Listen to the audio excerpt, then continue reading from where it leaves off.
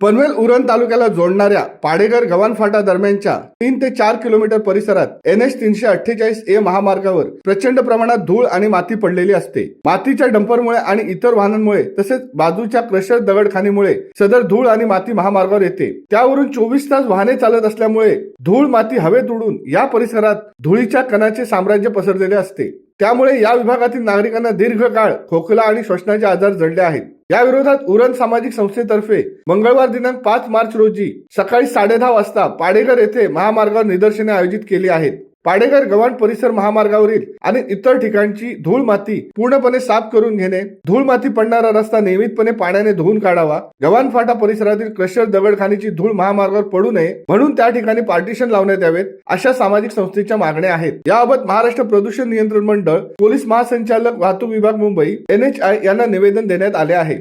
शिवसत्ता times news bureau, Uran.